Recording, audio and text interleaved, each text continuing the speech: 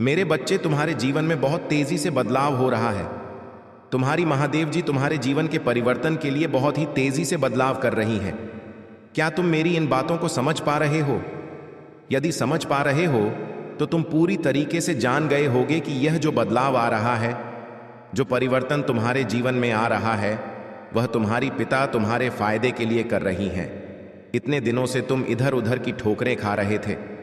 तुम अपने आप को बहुत ज्यादा मजबूत बनाना चाहते थे, किंतु मजबूत बनाने में असमर्थ रह गए। मेरे बच्चे, इसी प्रकार से तुम इधर उधर भटकते रहोगे, कुछ भी प्राप्त नहीं कर पाओगे और ना ही कुछ हासिल कर पाओगे। जीवन की सभी वस्तुएं तुमसे दूर रह जाएंगी।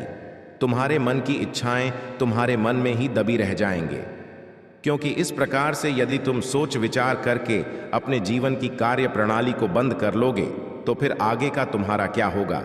तुम्हें अपने भविष्य के बारे में और भी आगे कुछ सोचना है, और भी अच्छे तरीके से अपने जीवन को सुचारू रूप से चलाना है और सही ढंग से प्रस्तुत करना है। मेरे बच्चे जी, जुनून से तुम आगे बने थे, अपनी नहीं, शुरुआत करने के लिए, अपने जीवन का प्रारब्ध बनाने के लिए। इस प्रकार आगे तेजी से बढ़ते रहो। अभी अपने कदम मत रखो, क्योंकि अभी तो तुम्हारी शुरुआत है। अभी तो आगे तुम्हें एक नया मुकाम हासिल करना है। अभी तो तुम पूरी तरीके से सीख रहे हो जीवन की कार्यशाला को, कि कैसे हमें अपने जीवन की कार्यशैली को चलना है और कैसे तुम्हें उन स्थितियों को अपने नियंत्रण में करना है जो कि तुम्हारे बस में नहीं होने वाली। बार बार जिम्मेदारियां का बोझ अपने सिर पर लेकर तुम चल रहे हो। तुम्हारे ऊपर बहुत सारा बोझ है। तुम्हारे परिवार, तुम्हारे रिश्तेदार, हर चीजों का बोझ तुम्हारे ऊपर लगा हुआ है। तुम इतना प्रयास करके अपने जीवन के समय कोड़ो नष्ट मत करो, क्योंकि मेरे बच्चे, बड़ी ही मुश्किल से तुमने यहां तक अपनी उपलब्धि को प्राप्त किया है। अब आगे का तुम्हारा कार्य जो सही तरीके से चलने वाला है, उसे पर अपना कार्य करते रहो और अपने आप को पिता महादेव को पूरी तरीके से समर्पित कर दो, क्योंकि पिता का महादेव तुम्हारी प्रतीक्षा कर रही है, तुम्हारा इंतजार कर रही है, तुम्हारे भविष्य को सुनहरा बनाने के लिए। अब तुम अपनी भविष्य की चिंता करो और अपने कार्य पर ध्यान दो। इधर उधर चीजों में मत भटको, मत पढ़ो, क्योंकि इधर उधर से तुम्हारा ध्यान भटकता है, और जब तुम्हारा ध्यान भटक जाएगा तो तुम अपनी आत्मशक्ति को पूरी तरीके से समझ नहीं पाओ, और जब तुम समझ नहीं पाओगे तो उसका उपयोग सही तरीके से नहीं कर पाओगे। मेरे बच्चे, जीवन में भटकने से बेहतर है अपनी महादेव का साथ पकड़ लो। जब तू अपने कार्य पिता का हाथ पकड़ लोगे, तब तुम्हें दुनिया की कोई ताकत हरा नहीं सकती है और तुम्हारे लिए नए रास्ते खोल देगी। जब मैं तुम्हारे लिए इतना कार्य करने के बारे में सोच रही हो, तो तुम्हें ज्यादा अधिक चिंतित नहीं होना चाहिए कि जब काली माता की कृपा तुम्हारे ऊपर हो गई है तो सभी चिता कि तुम्हें मुक्ति लेने नहीं चाहिए। मेरे बच्चे, इस संदेश में आगे बढ़ने से पहले तुम्हारे पिता महादेव तुमसे एक छोटा सा आग्रह करना चाहती है। यदि मेरे इस आग्रह को स्वीकार करते हो तो मेरे संदेश रूपी वीडियो कोडो जल्दी से जल्दी लाइक कर दीजिए और हमारे चैनल हर हर महादेव 1.0 को सब्सक्राइब करके हर हर महादेव, जय माता आरती, जय सरस्वती माता, जय लक्ष्मी माता, जय श्री राम, जय हनुमान, जय बालाजी महाराज जल्दी जल्दी लिख दीजिए। जितनी जल्दी दो मेरे इन सभी नाम को लिखोगे, उतनी जल्दी तुम्हारे जीवन में मेरी असीम कृपा प्राप्त होगी और तुम एक सक्षम व्यक्ति बन जाओगे। तुम्हारे पास हर सुख सुविधा, जीवन की अभिव्यक्ति पूरी तरीके से तुम्हारे लिए तैयार हो जाएगी, क्योंकि तुम्हारी पिता महादेव का पूरी तरीके से संपूर्ण सिद्धांत तैयार किया गया है। मेरे बच्चे, हर उस चीज के लिए तुम्हें तैयारी करनी होगी, क्योंकि पिता महादेव तुम्हां साथ साथ तुम्हारी हर परिस्थितियों को भी नियंत्रण में ला रही है। तुम अब ज्यादा नहीं होता इस स्थिति में नहीं रहने वाले हो। तुम्हारी स्थिति पूरी तरीके से बदल दी जाएगी, क्योंकि मेरे बच्चे, जब तुम्हारी काली मां था तुम्हारे लिए कार्य कर रही है, तो तुम्हें अधिक ज्यादा चिंता करने की जरूरत नहीं है, और ना ही तुम्हें यह सोचने की आवश्यकता है कि आप आगे क्या होगा। जो भी होगा, तुम्हारी काली माता तुम्हारे लिए बेहतर तरीके से प्रस्तुत करेंगी, क्योंकि तुम अभी तक उन चीजों से अनजान हो, अभी तक वहां तक पहुंचने में असमर्थ रहे हो। तुम्हारी सोच भी वहां तक नहीं पहुंच पाई है, परंतु तुम्हारे अंदर जो भी चीज है, इसके बारे में तुम अधिक समझते हो। जो प्रयास तुम्हारे लिए नियंत्रण दिन प्रतिदिन साकार रूप ले रहा है वही तुम्हारे लिए बेहतर है और उस पर तुम्हें अपना ध्यान केंद्रित करना चाहिए, ना कि तुम्हें इधर उधर की बातों पर ध्यान देना चाहिए। दूसरों की बातें सुनकर कि अपने अस्तित्व को मत भड़काने दो। जो तुम्हारे जीवन का साकार रूप है वही तुम सीमित रखो। अन्य चीजों को अपने से अलग रखो, क्योंकि मैं जिन विषय के बारे में बात कर रही हूं वह तुम पूरी तरीके से जान रहे हो।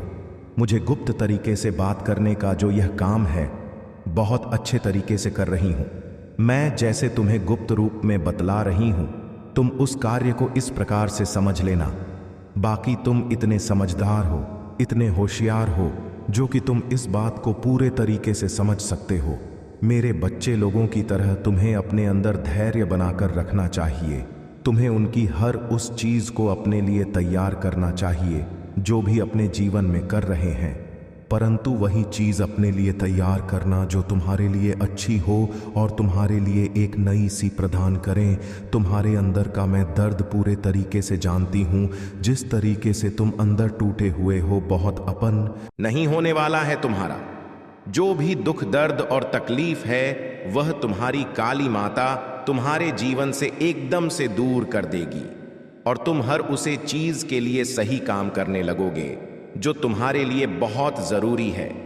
मेरे बच्चे, इन चिताओं में रहकर के अपने जीवन का अस्तित्व मत समाप्त कर लेना, क्योंकि बच्चे, जब तुम्हारी पिता तुम्हारे लिए विशेष रूप से आई है तो तुम्हारा जीवन आप अवश्य बदल जाएगा। क्योंकि जिस दिन से तुम्हारी पिता महादेव का प्रवेश तुम्हारे जीवन में हो गया है उसी दिन से तुम्हारा जीवन बेहतर हो गया है।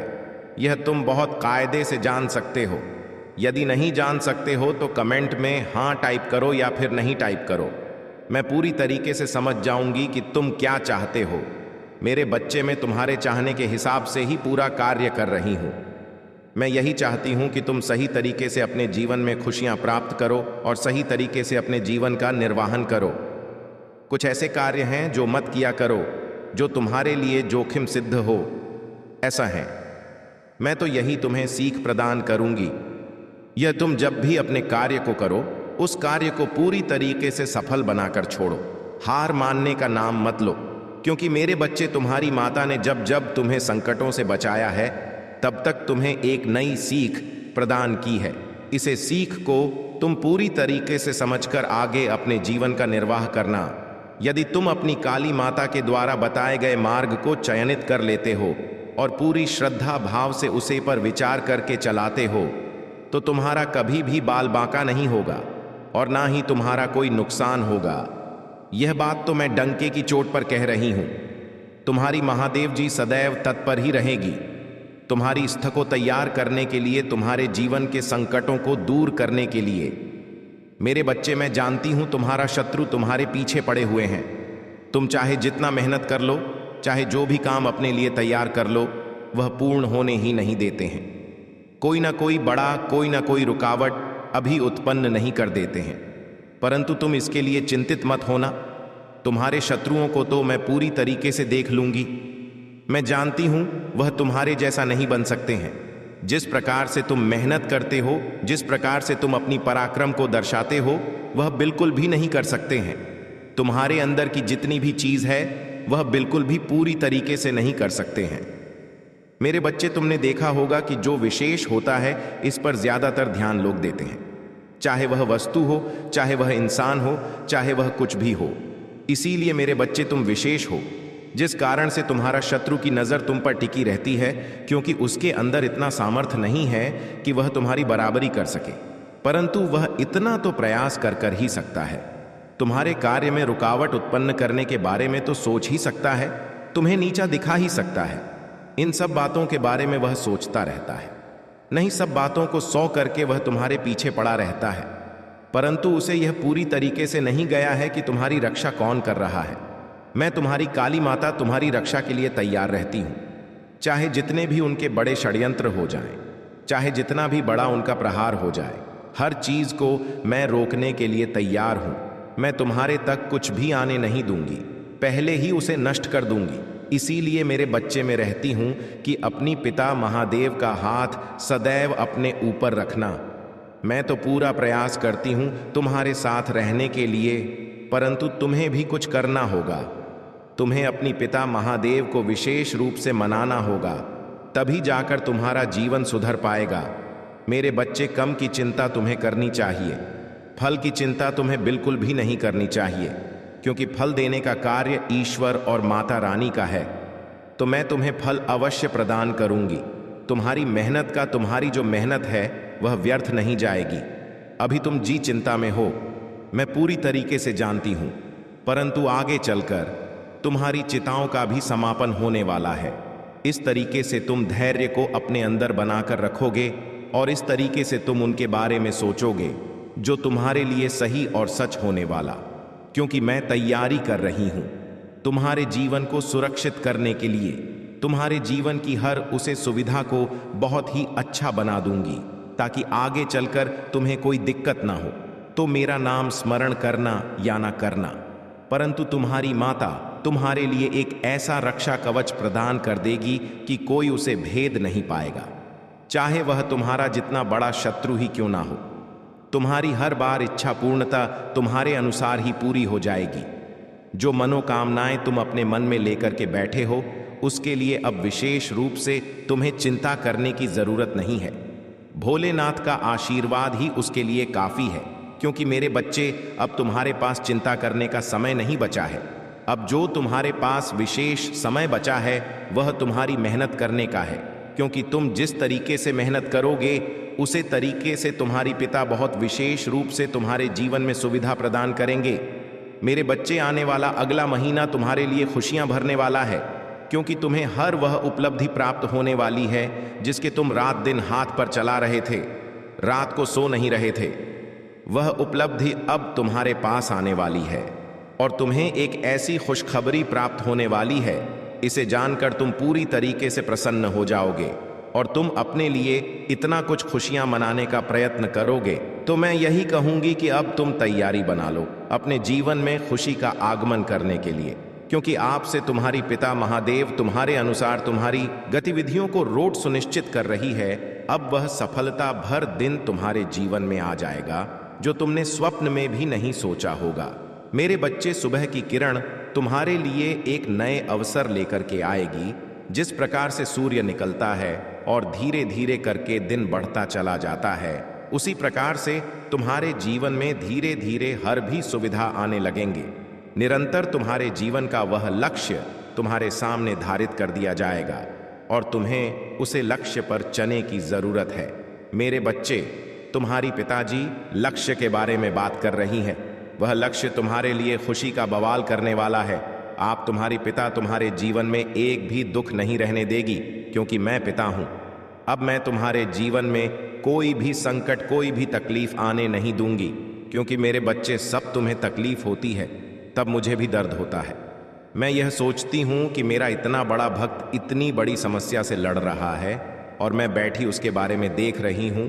कुछ उसके बारे में मैं बदलाव नहीं कर रही हूं, कुछ उसके बारे में परिवर्तन नहीं कर रही हूं।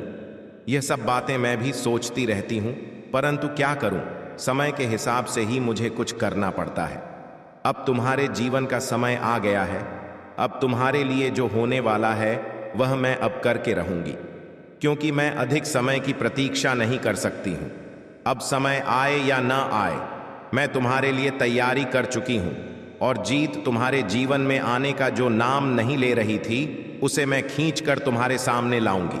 लेकिन माता पार्वती के मन में तो पहले से ही भगवान शिव के प्रति अगाध प्रेम और भक्ति थी। उन्होंने बाल्यावस्था से ही भगवान शिव को अपने पति के रूप में स्वीकार कर लिया था और मन ही मन उन्हीं के लिए तपस्या करने का संकल्प कर लिया था। जब पार्वती जी को यह झांत हुआ कि उनके पिता उनका विवाह भगवान विष्णु के साथ करना चाहते हैं, तो उन्होंने अपनी एक सखी के साथ मिलकर योजना बना और वे अपने पिता के महल से दूर घने जंगल में चली गई। जंगल में जाकर पार्वती जी ने कठोर तपस्या शुरू कर दी। उन्होंने अन्न जल का कर केवल भगवान शिव के ध्यान में मग्न होकर साधना की। उनकी यह तपस्या इतनी कठिन थी कि देवता और आशी मुनि भी आश्चर्यचकित हो गए। पार्वती जी ने तपस्या करते हुए भगवान शिव से ही विवाह की इच्छा प्रकट की। कई वर्षों तक कठोर तपस्या करने के बाद भाद्रपद तृतीय शुक्ल के दिन हस्त नक्षत्र में पार्वती जी ने मिट्टी से शिवलिंग बनाकर विधिवत पूजा की और रात भर जागरण किया। भगवान शिव माता पार्वती के समर्पण और भक्ति से प्रसन्न हो गए। उन्होंने स्वयं प्रकट होकर पार्वती जी को आशीर्वाद देते हुए कहा है, पार्वती, मैं तुम्हारे प्रेम और तप से अत्यधिक प्रसन्न हूं। मैं तुम्हें अपनी पत्नी के रूप में स्वीकार करता हूं। तभी भगवान शिव ने देवी पार्वती को यह वरदान दिया था कि जो भी स्त्री भाद्रपद शुक्ल तृतीया के दिन व्रत रखकर उपवास करेगी उसे मनचाहा वर प्राप्त होगा। जो विवाहित स्त्री इस व्रत को करेगी वह कभी विधवा नहीं होगी और जीवन भर सौभाग्यशाली रहेगी। इस प्रकार भगवान शिव ने पार्वती जी को अपनी अर्धांगिनी बनाया। उनकी तपस्या और भक्ति के फल स्वरूप उन भगवान शिव से विवाह संपन्न हुआ। इसी दिन को हरितालिका तीज के रूप में मनाया जाता है। हरितालिका तीज के दिन महिलाएं व्रत रखकर भगवान शिव और पार्वती जी की पूजा करती हैं ताकि उन्हें अपने पति को दीर्घायु और सुख समृद्धि प्राप्त हो। यह व्रत विशेषकर अखंड सौभाग्य की प्राप्ति के लिए किया जाता है और जो महिलाएं इस व्रत को पूरी श्रद्धा से करती हैं उन्हें माता पार्वती की कृपा अवश्य मिलती है। आइए अब जानते हैं हरितालिका तीज का व्रत के नियम। सबसे पहली बात है, हरितालिका तीज का व्रत में जल ग्रहण नहीं किया जाता है। अगले दिन सुबह पूजा के बाद ही जल पीकर व्रत का समापन करने का विधान है। हरितालिका तीज का व्रत एक बार शुरू करने पर इसे छोड़ा नहीं जा सकता। हर साल इस व्रत को करने का विधान है। कम से कम 5 वर्षों तक इस व्रत को करना चाहिए। हरितालिका तीज व्रत के दिन रात्रि को जागरण जरूर करना चाहिए। रात भर जागरण करके शिव पार्वती की कथाएं, शिव पुराण का पाठ करना चाहिए। इससे शिव पार्वती अत्यंत प्रसन्न होते हैं। हरितालिका तीज व्रत के दिन पति पत्नी को शारीरिक संबंध नहीं बनाना चाहिए। इस दिन दोनों को ही पवित्र रहना चाहिए, अन्यथा व्रत का खंडन होता है। तीज का व्रत के दिन महिलाओं को श्रृंगार करना चाहिए। इस दिन मांग में सिंदूर जरूर लगाना चाहिए। इससे माता पार्वती अत्यंत प्रसन्न होती है। हरितालिका तीज के दिन काले रंग के वस्त्र नहीं पहनने चाहिए। इस दिन महिला काले रंग की साड़ी ना पहने, ऐसा करना अशुभ होता है। साथ की महिलाओं को सफेद रंग की साड़ी भी नहीं पहननी चाहिए। इस दिन लाल, गुलाबी अथवा हरे रंग की साड़ी पहनकर ही पूजा करनी चाहिए। यह रंग सौभाग्य के प्रतीक माने जाते हैं। आइए अब जानते हैं हरितालिका तीज व्रत की पूजन विधि। भाद्रपद माह के शुक्ल पक्ष की तृतीय तिथि 5 सितंबर को दोपहर 12 बजे 2 मिनट पर प्रारंभ होगी। इस तिथि का समापन 6 सितंबर को दोपहर 3 बजे 2 पर समाप्त होगा। उद्या तिथि के चलते हरितालिका तीज का व्रत 6 सितंबर को ही रखा जाएगा। वैसे तो हरितालिका पूजन किसी भी वक्त किया जा सकता है, लेकिन प्रातः काल और प्रदोष काल में भगवान शिव और माता पार्वती की पूजा विशेष कल्याणकारी होती है। इस समय महिलाओं को विधिवत श्रृंगार करके पूजा, उपासना और प्रार्थना करनी चाहिए। इस दिन भगवान शिव और माता पार्वती की पूजा का शुभ मुहूर्त सुबह 6 बजे से सुबह 8 बजे 10 मिनट तक है। शास्त्रों के अनुसार हरितालिका तीज की पूजा सूर्यास्त के बाद प्रदोष काल में करना सर्वोत्तम फल प्रदान करती है। इस दिन पूजा के लिए भगवान शिव, माता पार्वती और भगवान गणेश की रेत की अथवा काली मिट्टी से बनी प्रतिमा हाथों से बनाई जाती है। फिर उत्तर दिशा में पूजा स्थल का निर्माण करके लकड़ी की चौकी को फूलों से सजाकर उस पर केले के पत्ते बिछाए और उस पर भगवान शिव, माता पार्वती और गणेश जी की प्रतिमा स्थापित करें। फिर भगवान शिव, पार्वती और गणेश जी का षोडश उपचार पूजन करें। इस व्रत की मुख्य परंपरा के अनुसार माता पार्वती जी को सुहाग की सारी वस्तुएं चढ़ा चाहिए। हरितालिका तीज की पूजा में भगवान शिव को धोती और अंगोछा चढ़ाया जाता है और पूजन के बाद इस सामग्री को किसी ब्राह्मण को दान देना चाहिए। पूजन के बाद रात्रि को जागरण करना चाहिए और शिव पुराण का पाठ करना चाहिए तथा व्रत की कथा सुननी चाहिए। फिर सुबह आरती करके माता पार्वती को सिंदूर चढ़ाएं और हलवे का भोग लगाकर व्रत का समापन करना चाहिए। हरितालिका तीज के दिन घर में सुख समृद्धि लाने के लिए यह उपाय अवश्य करने चाहिए। यदि किसी कन्या के विवाह में अड़चन निर्माण हो रही है, मनचाहा वर प्राप्त नहीं हो रहा है, तो हरितालिका तीज के दिन शिवलिंग के समीप शुद्ध घी के 11 दीपक जलाने चाहिए। ऐसा करने से शिव पार्वती अत्यंत प्रसन्न होते हैं और कन्या के विवाह में आ रही समस्याएं नष्ट हो जाती हैं तथा उत्तम वर की प्राप्ति शीघ्र हो जाती है। यदि पति पत्नी के बीच दूरियां हैं या फिर आए दिन किसी न किसी बात को लेकर झगड़ा होता रहता है तो हरितालिका तीज के दिन निर्जला व्रत जरूर रखें। शिव जी के मंदिर में चौमुखी दीपक जलाए, साथ ही माता पार्वती को सिंदूर और लाल चूड़ियां अर्पित करें। यदि किसी जातक के विवाह में देरी हो रही है तो हरितालिका तीज के दिन किसी पवित्र नदी या तालाब की मिट्टी लेकर शिवलिंग बनाएं। इसके बाद उस शिवलिंग की पूजा करके उस पर 21 बेलपत्र अर्पित करें। कुंभरी लड़कियां हरितालिका तीज पर अच्छे जीवन साथी की कामना के लिए निर्जला व्रत रखती हैं। इस दिन आप माता पार्वती को हल्दी की 11 गांठ लाल कपड़े में बांधकर अर्पित करें। मान्यता है इससे शीघ्र शादी के योग बनते हैं। माता पार्वती की विशेष कृपा पाने के लिए हरितालिका तीज के दिन माता पार्वती को खीर का भोग लगाना चाहिए और माता पार्वती के मस्तक पर लगाया हुआ सिंदूर अपने मस्तक पर लगाकर उनसे प्रार्थना करनी चाहिए। माता जल्दी प्रसन्न होती है और आपकी मनोकामना पूर्ण करती है। यदि पति पत्नी के जीवन में क्लेश है, घर में सुख शांति नहीं है, आर्थिक तंगी है, तो मां पार्वती को सुहाग का सामान अर्पण करना चाहिए और इस मंत्र का उच्चारण करना चाहिए।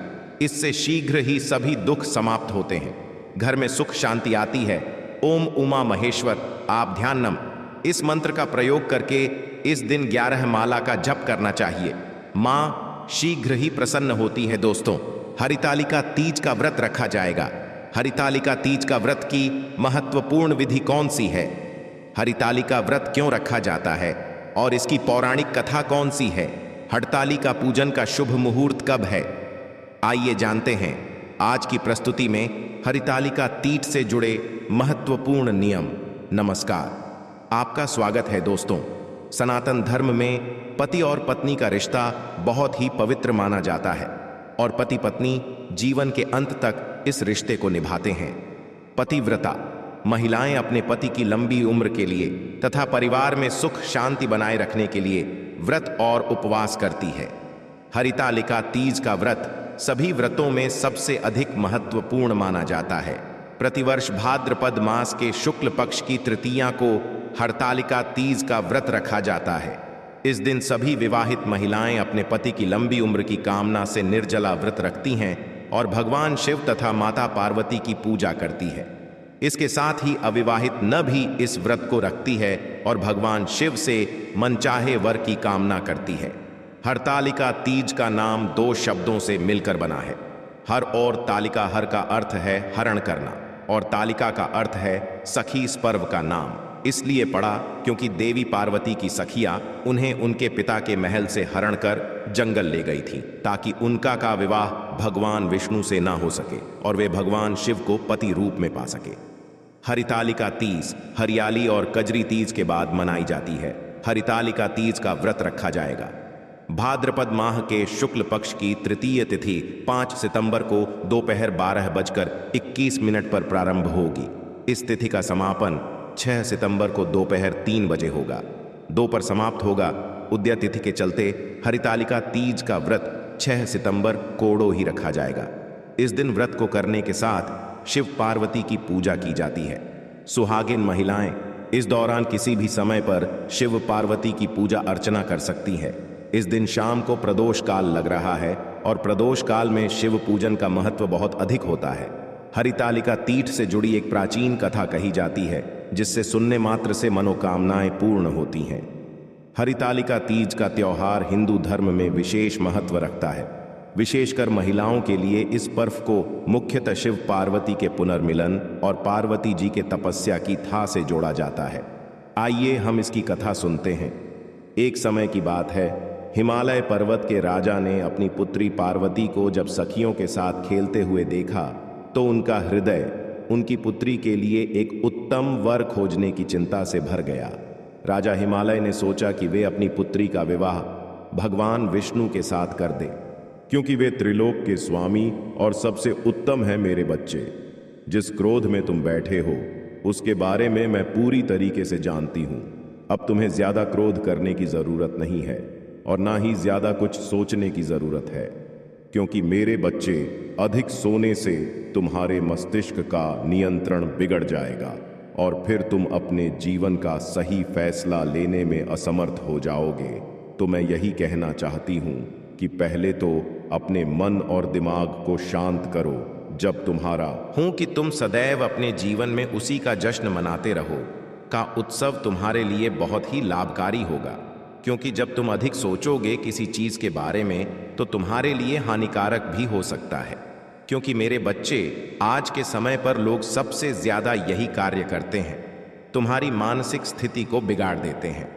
फिर तुम सोचने लग जाते हो कि मैं क्या करूं और क्या न करूं, किस प्रकार से अपने कार्य को करूं। जब तुम चार लोगों में बैठकर बातें करते हो और अपने कार्य के विषय में कुछ बतला देते हो तो वे लोग तुम्हारी मस्तिष्क को बहुत ही ज्यादा भ्रमित कर देते हैं और भी यह चाहते हैं कि तुम्हारा सोच पहले से अलग तरीके की हो जाए। और तुम जब पहले से अलग तरीके से हो जाओगे तब तुम सही तरीके से अपना कार्य नहीं कर पाओगे और फिर तुम्हारा कार्य बिगड़ जाएगा। फिर तुम अपना लाभ नहीं प्राप्त कर पाओगे, सदैव नुकसान ही सहते चले जाओगे। उनकी ही इच्छाएं रहती हैं। इसीलिए मेरे बच्चे, मैं यह तुमसे बतला रही हूं कि तुम कोई भी अपना कार्य किसी को मत बताना कि मैं इस कार्य में इतना लाभ प्राप्त कर रहा हूं। यदि तुम लाभ के बारे में बात कर लेते हो तो उनके पैरों तले से जमीन खिसक जाती है और फिर भी बहुत ही बुरे तरीके से सोचने लगते हैं। तुम्हारे बारे में तो मैं यह तुम्हें विचार पूर्वक बतला रही हूं। मैं पूरी तरीके से जानती हूं, हर स्थिति के बारे में प्रत्येक मनुष्य की सोच में जानती हूं कि उसकी सोच किस पर निर्भर करती है। इस प्रकार की सोच तुम्हारे को अधिक लाभ पहुंचती है। वह तुम्हारी बर्बादी का कारण देखना चाहते हैं परंतु विवेक नहीं पाते हैं। यही उनकी सबसे बड़ी भूल होती है कि वह किस किस तरीके की बात कर रहे हैं और कहां से अपने जीवन का आधिपत्य विस्तारित कर रहे हैं। तो ध्यान में अपने जीवन की हर उसे चीज को दो लेकर के चलना चाहिए जो भी तुम्हारे लिए सरल होने वाली है। अब तुम्हारी काली माता जो सिख तुम्हें प्रदान कर रही है उसी को तुम पूरे तरीके से आगे अपने जीवन में लेकर के चलना। तुम्हारा जीवन सफल हो जाएगा, तुम्हारी इच्छाएं पूर्ण हो जाएंगे, शत्रु तुम्हारा कुछ नहीं बिगाड़ पाएगा कि जो तुम्हारी काली माता बोलती है वही सत्य होता है। उनके अनुसार कुछ भी नहीं होगा, जो होगा वह तुम्हारी इच्छाओं के ऊपर निर्भर होगा और तुम्हारे लिए शुभदायक दिन हो जाएगा। मेरे बच्चे, यदि तुम्हें अपनी काली माता पर पूर्ति है, विश्वास है तो कमेंट बॉक्स में हाँ टाइप करो। टाइप करो कि हाँ, मेरी काली माता ने आज मेरे जीवन के बारे में जो विस्तृत जानकारी दी है उसे मैं संतुष्ट हूँ। मुझे अच्छा लगा क्योंकि आज तक मैं जी अशांति से जी रहा था, वह अब मेरे सामने आ गई है। मैं पूरी तरीके से संतुष्ट हो चुका हूँ। जिस प्रकार से उन्होंने मेरे जीवन के बारे में बताया है, मैं पूरी तरीके से जान चुकी हूँ कि मेरी काली माता ने जो भी मेरे जीवन के बारे में बताया है वह सब सत्य बताया है। एक भी बात किसी घटना से अलग नहीं है। यह सारी बातें मेरे लिए सच हैं। अब मैं अपनी काली माता को बार बार वंदना करता हूँ और अभिनंदन करता हूँ कि मेरी काली माता ने मुझ पर इतनी बड़ी कृपा की और मुझे यह सब बताने का जो कार्य किया है, मैं उससे बहुत ही ज्यादा प्रसन्न हूँ और बहुत ही ज्यादा अपने आप को भाग्यशाली महसूस कर रहा हूँ। मेरे बच्चे, अब तुम ज्यादा सोचो मत। जो मैंने कहा है वही तुम्हारे जीवन में होगा, जो तुम्हारे लिए बेहतर होगा वही तुम्हारे लिए आवश्यक होगा। आज मैं तुम्हारे लिए बतला रही हूं, कल तुम स्वयं समझ जाओगे कि तुम्हारी काली माता क्या तुम्हें कहना चाह रही थी और किस लिए तुम्हें इतना समझ रही थी। तुम्हें मेरी प्रत्येक बातों को समझना चाहिए। जब तुम मेरी प्रत्येक बातों को समझ जाओगे तो तुम हर स्थिति को अपने लिए सही कर पाओगे। क्योंकि मेरे बच्चे, तुम कभी कभी भटक जाते हो अपने मार्ग से। उन चीज़ों को तुम ज़रूर कर लेते हो जो तुम्हारे लिए हानिकारक होती हैं, जो नुकसानदायक होती हैं। मेरा कहने का मतलब यही है कि तुम अपने आप को उसे तरीके से मत प्रस्तुत करो जहां पर तुम्हारा नुकसान हो जाए। कि लोग तो चाहते हैं कि तुम बर्बाद हो जाओ, तो तुम अपनी समझदारी से काम नहीं लगे तो तुम्हारा नुकसान ही होता चला जाएगा, कहीं पर फायदा नहीं होगा। और जो तुम्हें फायदा नहीं होगा तब तुम अपनी काली माता से आकर के शिकायत करोगे कि है माता रानी, मैं तुम्हारे बताए मार्ग पर चल रहा था, फिर भी मेरा इतना नुकसान हो रहा है, मेरा कोई फायदा नहीं दिखाई दे रहा है।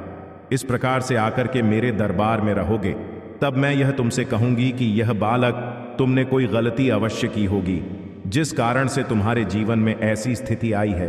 क्योंकि मैं जो कह देता हूं वह कभी गलत नहीं होता है, वह सही होता है। जो मैंने तुम्हें बताया है वह सत्य है। अब तुम इस घटना से पूरी तरीके से अनुभूति नहीं रह सकते हो, क्योंकि तुम्हारी काली माता कभी भी अलग तरीके से नहीं बताती है।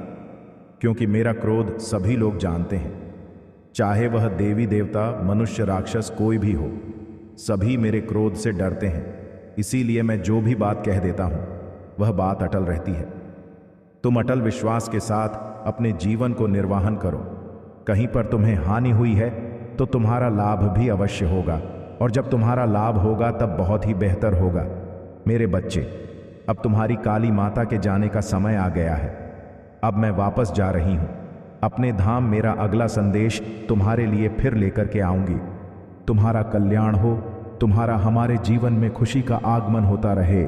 जय माता काली, जय माता आदिशक्ति, जय माता सरस्वती, जय माता लक्ष्मी, जय श्री गणेश, जय हनुमान।